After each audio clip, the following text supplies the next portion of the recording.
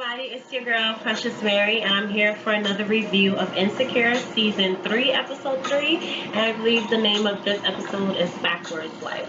Now, before we start, I'm noticing that I've been watching other YouTubers review Insecure for Season 3, and I'm noticing that there's a pattern of people saying that the show is very slow. Even I think one YouTuber said that they felt as if this episode was a filler episode.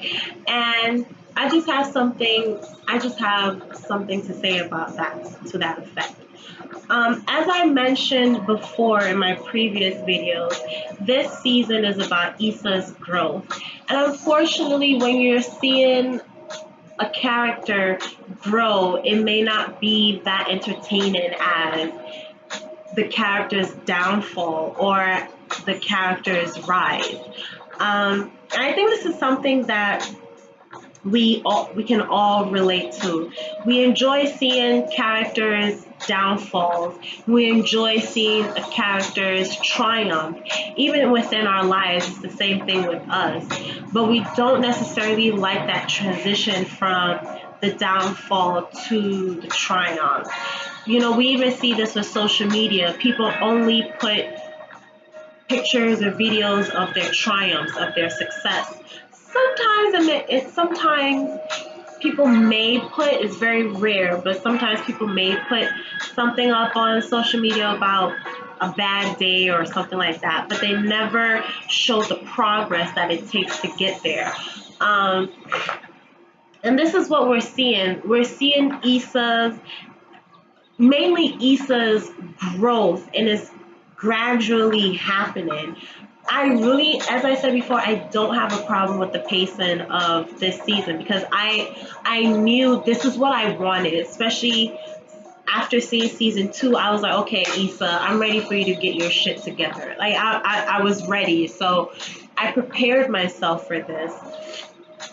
So I'm not at all surprised about I'm not surprised at the pace that the show is going. And as I said, this show to me for this season is going at an okay pace. It's not going too fast.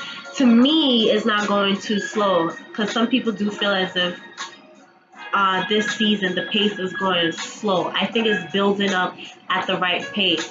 And I have a feeling after this episode, we're going to see things take off because we had a very definitive moment when it comes to Issa's relationship with Daniel. And when it comes to Issa's passion, we see that play out in this episode as well. So I expect after this episode, we're going to see Issa go after what she wants. We're going to see Issa get financially stable, and we're going to see Issa be on her own at this time because she just came out from a relationship with Lawrence, and now here she is trying to explore a relationship with Daniel. She really never gave herself time to be alone. We as a people, especially women, we're not encouraged to enjoy our singlehood, to enjoy having a relationship with ourselves. We are told, you gotta get in a relationship with a person. You gotta get married. You gotta have kids. You gotta do this. You gotta do that. But nowhere are we told, take a break, take a breather, get to know yourself, love yourself, have a relationship with yourself. Because when you have that relationship with yourself, you're able to figure out what are the things that you want. Even in some cases, you're able to figure out the things that you don't want. So with that being said, I'm hoping within probably the next or even the rest of the season, we see Issa just go after what she wants. And she needs to be by herself in order to figure that out instead of trying to jump into a relationship or try to figure things out with Daniel. So that's my little 2 cents, but I might speak more about it towards the end. Alright, so I'm only going to break this episode into 2 parts, just Issa and Molly, because this episode focuses mostly on them. So let me talk about Molly, because Molly, I'll be able to talk about her quickly, and then I can go with Issa. So with Molly, in this episode, we see that Molly has started her new job with the with the black law firm. As we know, when she was working in the predominantly white law firm, she was being underpaid as compared to her white male counterpart.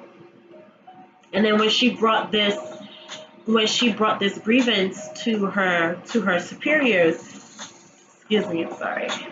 They basically said, Molly, we do appreciate what you bring to this company. Here is our token of appreciation. And they gave her an envelope, and Molly's saying, okay, I'm finally gonna get a pay raise. She opens it, and instead it's a certificate. You know that type of certificate appreciation that you get when you were in grade school?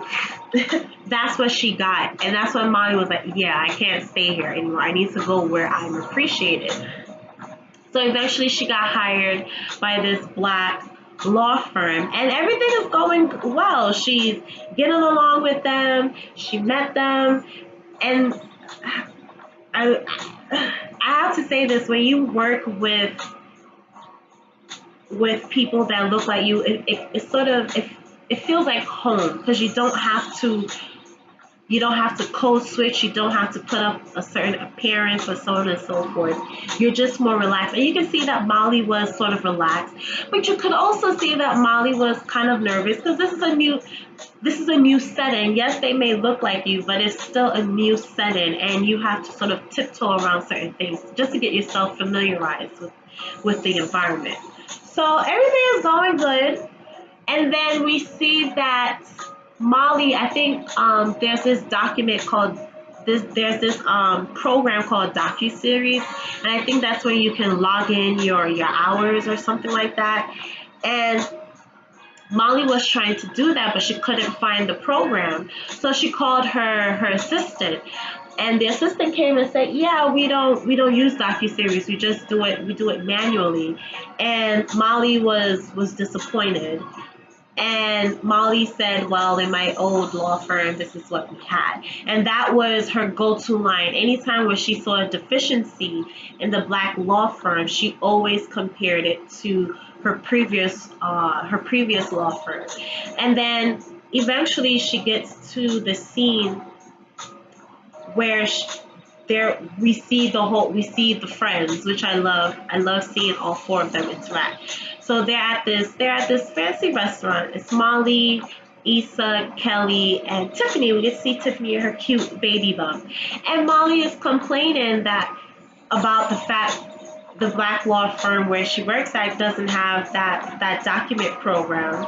And then the storage place, they use part of her office to store paper. And she's like, why is it predominantly black businesses, they're always shortchanged. They don't work to a certain standard. And then I know this has nothing to do with the whole black business. She also brought the fact that her uncle bought a house, and he has yet to fully furnish the house. Let me tell you something. Okay, Molly, and people that act like Molly, furniture is fucking expensive, okay? Unless you got money like that and you can buy your furniture all at once, you gotta take that piece by piece by piece. You get what I'm saying? Like I said before, I live on my own. So far, I have my bed. I just got a dresser. I just got a table. Piece by piece by piece, I am literally buying furniture, like, if not every month, every other month, or hell, sometimes every 2 months, I will buy a new piece of furniture, slowly building my house. It's freaking expensive as fuck, okay? So I can understand why her uncle is yet to fully furnish his house. I apologize. I am thirsty.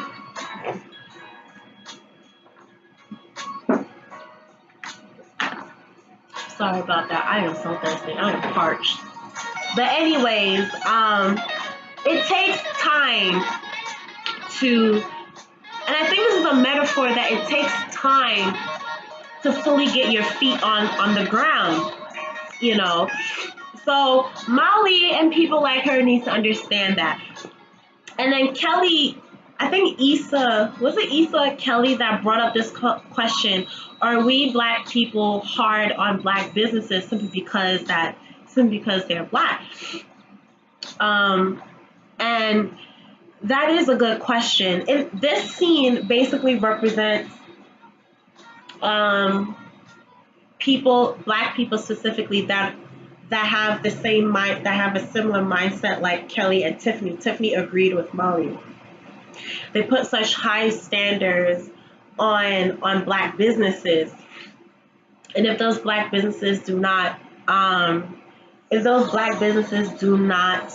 reach their standards, they will cease to support those Black businesses. Then you have Black people like Issa and Kelly and myself that understands it takes time for the business to get on its feet, and is still willing to support that business. Like recently, I know there are 2 laundromats in my neighborhood that are owned by Black people, and in a way, I was surprised to find them because my neighborhood is heavily gentrified. It's already past the stage of gentrification. I live in Bed-Stuy. Bed-Stuy, do or die. What? I try my best to go there. Those are my 2 predominant laundromats that I go.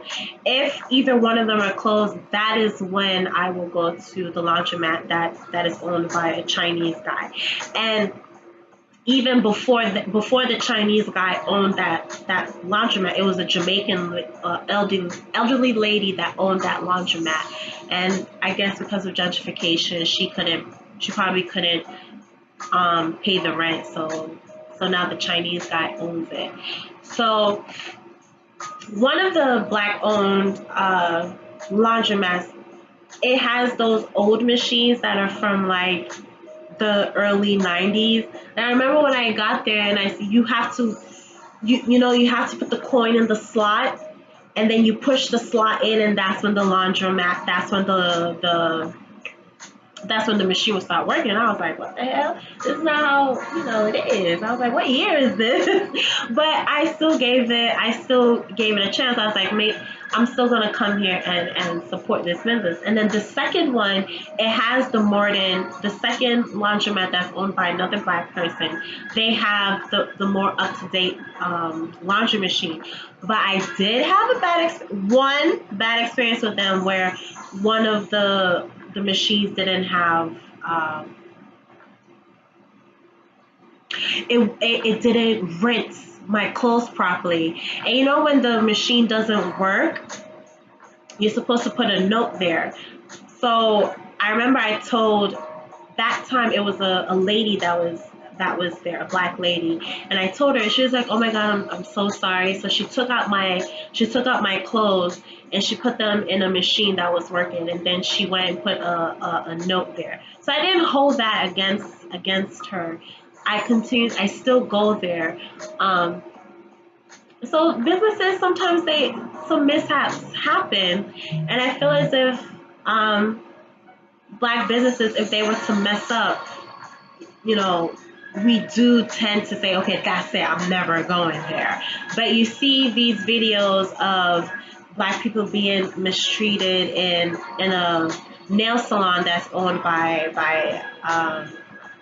an Asian person, or they can get mistreated at Waffle House, they can get mistreated at another place, but Black people will still go back and support these businesses. But the moment a Black business slips up, that's it, we don't want to do anything with them. And I think that's a mindset that we do need to change. But anyways, that's my 2-piece. I'm not going to talk about what happened further on. I can't, because then I can transition into Issa's. But before I get there, in the next scene, Molly is at a meeting she's at a meeting, and they didn't start on time. And so Molly makes this sort of an off-putting joke. Oh, Malcolm, they were waiting on a guy named Malcolm. And she was like, is Malcolm doing CPT time? Trying to, yeah, she made an off-putting joke. And, they all chuckled. And I noticed I think there were two Hispanic lawyers there, I think. I know it was a woman and a male. So it was nice to see that as well. And one of them, she said, she said, well, actually, we're just waiting on, we've waited on Malcolm because he has an important phone call to make. And once he's done with the phone call, we'll start the meeting. And then one of the lawyers, he, threw some shade at Molly, and he was like, maybe at her old job, they start the meeting on time. And then all of them started laughing, basically laughing at Molly. And Molly, she was like, shit, they're making fun of me.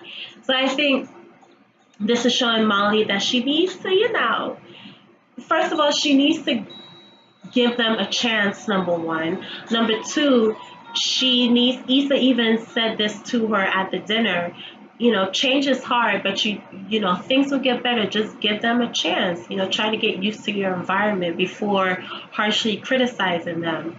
And so that's what I think at that moment Molly realized that, and hopefully we see in the following episode she gradually becomes more comfortable and more appreciative of being at this law firm. Because remember, this law firm, they're paying her more than what she was being paid at the white law firm.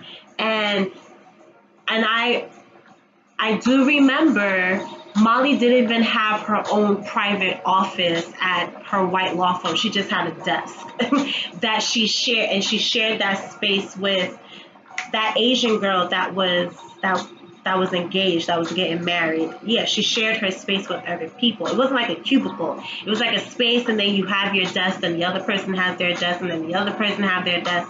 But at this black law firm, she has her own office. Yes, it's temporarily being used as a storage place, but you still have your own office. You have your own space. So, Molly, take the good, try to enjoy, try to get used to it. It is a new setting. Try to get used to it, and yeah, you'll be fine, girl. You'll be fine. Transitioning to Issa. Now, the beginning of the episode starts with Issa. She's in bed with Daniel. Remember in the previous episode, she was saying how her neck hurts because of the couch. So Daniel told her that, hey, she can sleep in the bed, because he was working late that night. So I'm thinking that the only time Issa is going to be sleeping in Daniel's bed is whenever Daniel's going to be working late that night. But no, this seems to be a regular thing. So she goes into one of her fantasies where Daniel goes down on her, and then she asks him to pass the Cheetos, the flaming Cheetos. She eats it, and she's like, bitches like things extra, extra, extra spicy. And then she snaps out of her fantasy. So there is sexual tension. There has always been sexual tension between Issa and Daniel. But anyway, that was her fantasy. And there's a reason why I'm mentioning this.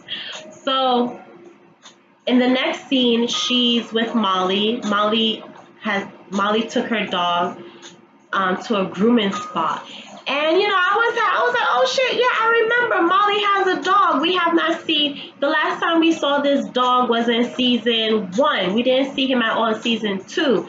So, Insecure did what Game of Thrones did with Ghost. We didn't see Ghost for all of season 7, which is weird. I would think that Jon Snow would bring Ghost with him to Dragonstone, just for protection, or when Jon Snow was leaving Winterfell to go to Dragonstone, there should have been a scene where Jon is speaking to Ghost and saying, look after Sansa, stay with Sansa, and we see Ghost next to Sansa, and then Jon Snow says bye to Sansa, and then he goes away.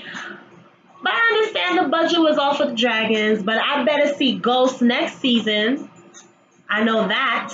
I'm sorry. I apologize. I went on a Game of Thrones rant, but I better see Ghost next season. So it was good to see Flavor Flav. That's the name of Molly's dog.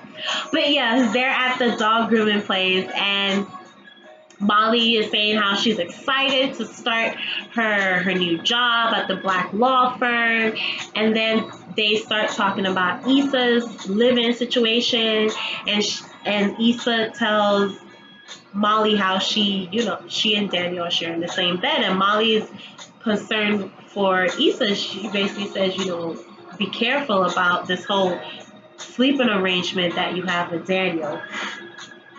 Then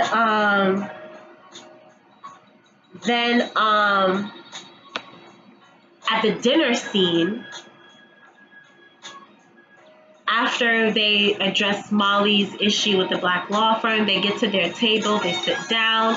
Kelly tells Issa that, hey, I found an apartment for you, and it may have a half bath, but the area which the apartment is in, there's a gym right there, and you can go and take a shower in the gym. And so Issa, she's like, yeah, I don't think I'm going to take that offer.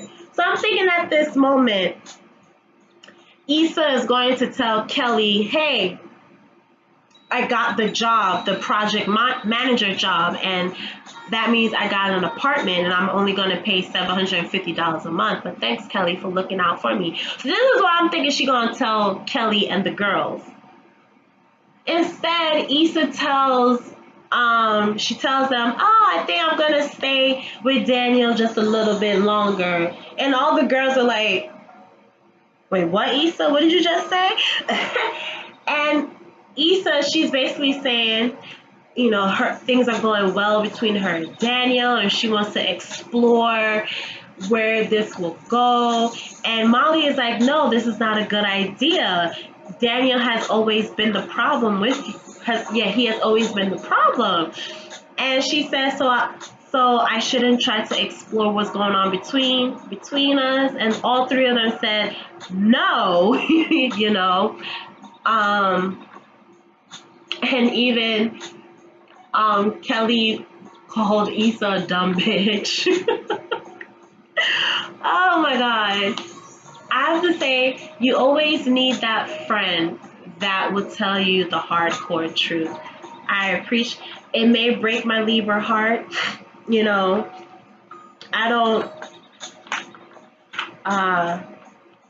may break my Libra heart, but it's from a good place. I do have a friend that tells me the hardcore truth. I'm not gonna say her name though.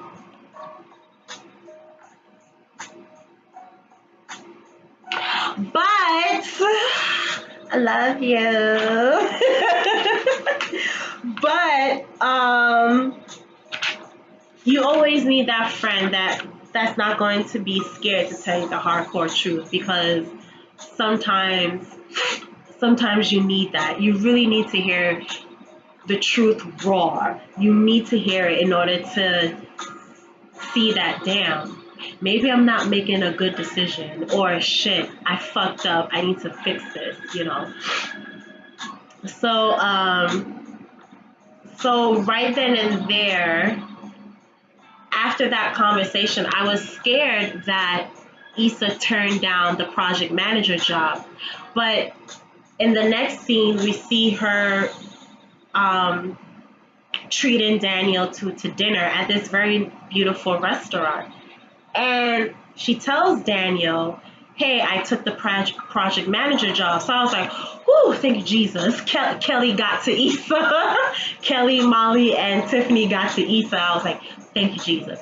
And Daniel, he was taking out his frustration on Issa. Let me backtrack.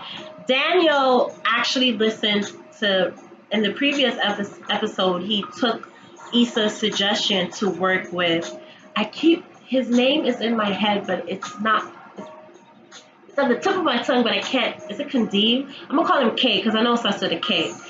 He took K's offer to work with him. He went to K's place. he played the track that he's been working on to Kay, and Kay was like, "Oh, this is a banging track, but we need to spice it up a little bit to is this Speed or Star?" I just watched the episode. I need to write these supporting characters' names down. I think it's Speed or Star, Spliff. I can't remember the rapper. We're gonna call him S because I know his name starts with an S. But we need to modify it to S, to his taste so that he will accept it. So Kay, he made some adjustments to it. It wasn't bad. I liked it. I was like, okay, all right. I like this, but Daniel, his pride, his ego, he didn't like the fact that his music was being changed. So in the next scene, they agreed that they would play the updated version of Daniel's beat to the rapper. Instead, Daniel went and played his original version to the rapper. The rapper liked it, but then Kay got upset because remember, they were supposed to play the updated version to the rapper, basically to present themselves as a united front. But Daniel sort of he backtracked and played his original music. So Kay got upset. He was like, can you please play the track that we worked on? And so Daniel reluctantly played the updated track. The rapper liked it. And then the rapper was like, I don't know which one to choose. You know, the first one was banging, but I love the drums in the second version. So he couldn't make a decision. So then Kay was like, you know what? Don't even sweat it. I got some other beats. I'll play that for you. You can choose which one you want. So right then and there, Daniel shot him. To me, he shot himself in the foot with that, just because of his pride. And I'm not sure if Daniel is going to work with Kay, or if Kay would be willing to work with Daniel in the future because of that stunt that Daniel pulled. So Daniel was frustrated, and fast forward to the dinner, Issa informs Daniel that she's going to take the project manager job. And then Daniel is like, what? And she's like, yeah. And he just, he scolds at her, and she's like, what happened? And he basically tells her, what happened at the meeting with the rapper. And Issa tells Daniel, why would you do that? This was your opportunity to get your music put out there. And then Daniel says, really, you're giving me career advice? Come on, Issa. And Issa was like, is that how? She's like, what? Why are you saying that? He was like, every time I turn my back, I'm the one that's always saving you. And that right there just made Issa, I think that made her remember what Kelly, Molly, and Tiffany were trying to warn her about with Daniel. And this part is very significant because this is where we see Issa is like, okay, yeah, my friends were right about Daniel. It seems as if Daniel only enjoys Issa whenever Issa needs him. I'm not saying that he doesn't want her, but there are some people that are only with you because they see that you need them. It's like they're your Superman or Superwoman, Remember in season 1, Daniel really wasn't that interested in Issa, especially when Issa told him about wanting to be in a relationship with him. He's like, nah, I don't want that. And then in the later episodes, when Issa needed Daniel to show up at her job to show the kids his music, he happily obliged. And then when Issa needed Daniel again to find the person who put the video up on YouTube of her broken pussy rap that she did in the club, Daniel happily obliged. And then that led to her going back to the studio, and then they had sex with each other. And then in season 2, once again Issa was on her failed rotation, and Daniel happily obliged to be there, because this is when she needed a distraction from her breakup with Lawrence. And now we see Daniel, we now see Issa, needing Daniel at this low point in her life. And so Daniel, this feeds his ego. Oh, I'm always here to save Issa, you know. And maybe that type of relationship will not work, because what I fear is, if Issa, let's say Issa and Daniel were in a relationship together, if there was ever a time Issa got her career straightened out and she started to be more successful than Daniel, even financially wise. And we know that Issa she doesn't brag about her money or anything like that, but let's say she was to get more successful than Daniel in a certain way, Daniel may not like that, and that can cause their relationship to end. So I think Issa realized this.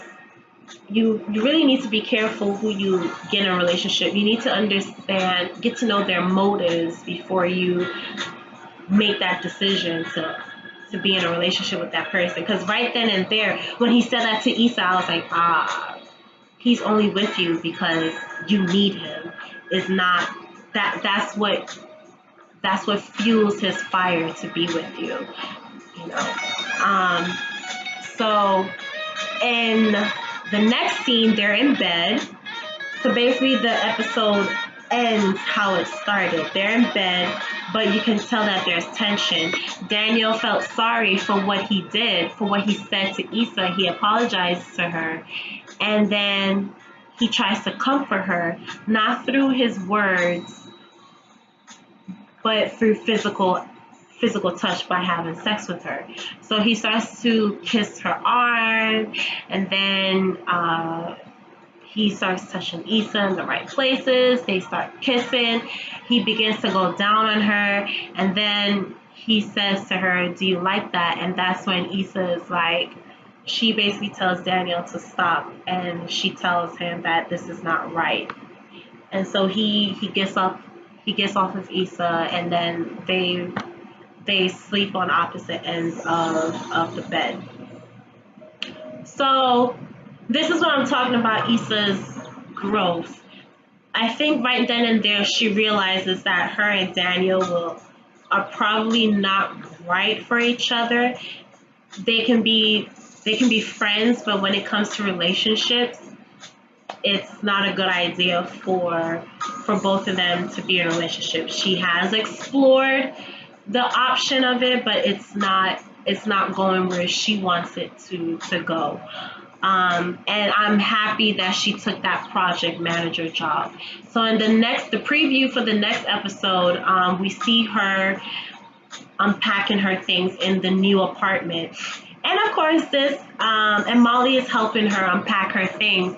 And we're going to see the struggle of her being a part-time project manager, because the guy that showed her where she's going to live, he said that this job is on call, which means if a tenant has a problem, you must be there to answer that tenant's call.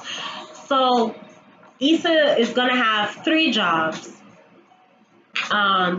We Got Y'all, Lyft, and now the project manager job. And this is going to be a challenge for Issa, especially for the fact, even though the project manager job is part-time, it is still on call.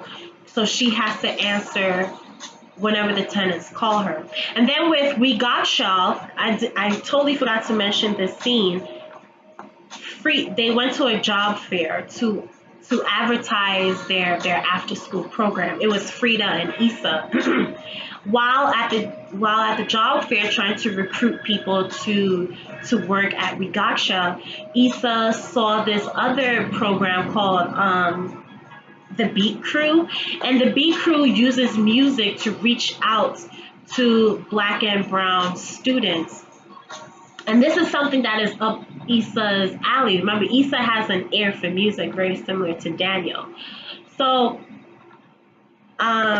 we see that they were able to recruit one person, and it was a Black woman. They're really trying to get more people of color to work at Wigaksha. After Frida and Issa, it was mainly Frida, interviews the Black lady. Frida steps out from the room. Frida steps out from the conference room, and the Black girl starts to tell Issa, when two Black people are with each other, we put the guard down. We're like, all right, girl, what's the tea? So basically, that's what the black girl was doing to Issa. She was like, how is it here? First, she started off formally, and Issa was giving her a BS answer. You gotta take the good with the bad. And then the Black girl was like, how is it for you? Basically saying, how are they treating you? Because I'm a Black person, you're a Black person, So, Issa, she tells her, oh, you know how they are, but, I've been here. You know how they are, but I take it one day at a time. And the Black girl asked Issa, how long have you worked here? And Issa said, for 5 years. And that's when the Black girl was like, oh, you must love it here then, for you to stay here for 5 years. And that triggers something in Issa. Because in the next scene, we see her, she's at her desk. Remember, she's on probation. She's at her desk, and she sort of looks agitated because of the revelation that, shit, I've been working here for 5 years, but there's nothing to show for it. And my heart is not into this as much as I thought it would be. So she goes on her computer and she looks up the Beat Crew, and we see that Issa is getting this motivation to possibly apply for a position at the Beat Crew. So I'm expecting probably in the next episode we're gonna see her applying at the Beat Crew, or even going at a job interview to work at the Beat Crew. Or maybe she'll just visit the Beat Crew and see where they're working at, to see how the environment is, and once she sees it for herself, she'll make a final decision to apply as a worker there. So this is what I'm talking about. We're gradually seeing Issa grow. She's finally seeing that this relationship that she's trying to test with Daniel is not going to work out. And we're also seeing that she's finding her passion, her work's passion. She knows that she wants to work with children, specifically Black and brown children, but the work environment where she is at Wigaksha is not really tending to what Issa really wants to do for children within her community. But the Beat Crew seems to be going in that right direction, where Issa wants to use her talent to help children in her community. So I'm liking this, and that's why I feel I appreciate the pace that's going on. We are seeing her growth, and I'm liking what I'm seeing so far. So I don't know, does this mean we're not going to see Daniel anymore for the rest of the season? So far we haven't seen Dro. We saw Dro in episode 1, but we haven't seen him in the past 2 episodes. We haven't seen him. So I don't know if we're going to see Daniel anymore, because as I said, in the next episode, Issa is moving into the new apartment. So I'm liking the direction where the show is going. I'm enjoying seeing her growth. I believe this is the time when Issa is going to have one of the most important relationships in her life, and that is having a relationship with herself, trying to figure out what is it that she wants, what is it that fuels her fire, what is it that will make her wake up every morning and say, yes, I love doing this.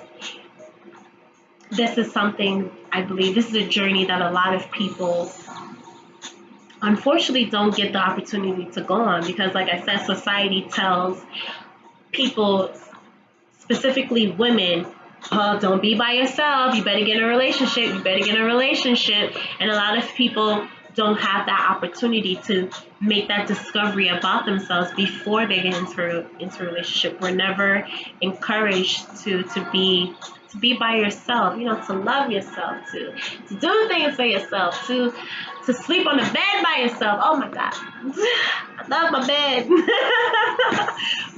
but yes,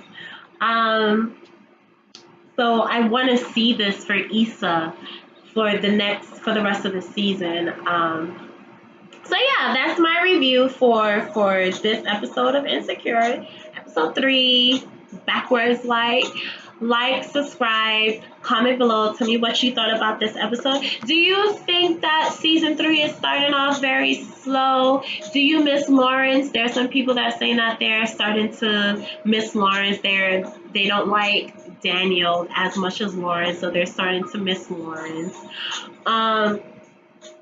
Do you think that Issa and Daniel should get together, or do you think Issa and Daniel should separate?